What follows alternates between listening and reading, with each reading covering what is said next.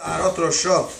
Person takes a haircut, and obviously after a person takes a haircut, if he didn't take a shower and clean it all off, usually there's still some hairs that are left over on the head.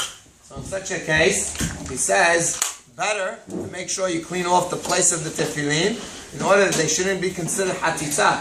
Because again, even though there might be very small hairs that are stuck inside, that's considered somewhat of a hatitza, and therefore a person should try to get rid of them, try to clean them off. Also, if a person is losing his hair and constantly there's hair that's falling out and it's obviously falling off and it still stays, it gets stuck between the hairs, the person should try to make sure that there's nothing there b'makom ha'tefillin. However, this is all as a precaution to try to be careful. However, if a person was not careful and he put on the tefillin anyways, yatsa, given that again it's davar that's usually not something that you're not going to walk around with. The person is not going to stay away from it. It's not really considered a real hatitza. Given that he wouldn't mind having a few hairs stuck in his hair, in his head. That's not really considered a hatitza. This is considered a hatitza where a person doesn't mind it and therefore doesn't go under the characteristics of real hatitza.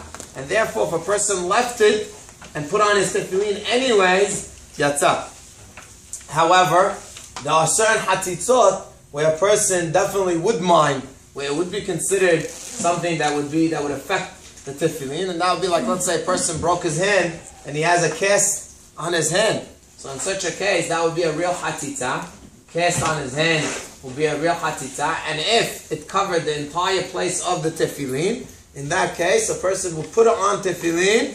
However, he wouldn't say any beracha on the tefillin shel yad, rather he would say beracha on the tefillin shel rosh. On the tefillin shel yad, he wouldn't be able to say beracha, given that again, his entire hand is covered, where he's not going to have any place to put on the tefillin, then it's not considered any kind. Flipping it over to the other hand, right? If you're supposed to put it on your left hand, and now you want to put it on your right hand, lekule alma lo yatsa, and you should not do that whatsoever.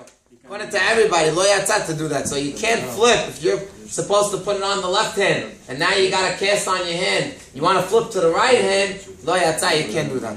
Also, in the gaber, the din of hatitza, if a person got a cast, but it goes below the part of where the tefillin, the actual tefillin goes, even though it covers your arm, and therefore the straps are going to be going all over the cast. However, the place of the tefillin is still there. That means that the cast started a little bit lower than where the tefillin would go. It was really on the arm. That's where the break was. It wasn't on the upper part of the hand. In such a case, a person could say a beracha. He should put on the tefillin, say a beracha, and it's not a problem. The gaber, again, even though technically the gaber dinah hatitza, that is somewhat of a hatitza, but kevan that the bayit, the place of the actual tefillin is going in its right place, even though the rest of the yitzuot, the straps are not going on the hand directly, rather they're going on top of the cast. Yatzad, he's allowed to do that. He's allowed to make a beracha on the tefillin.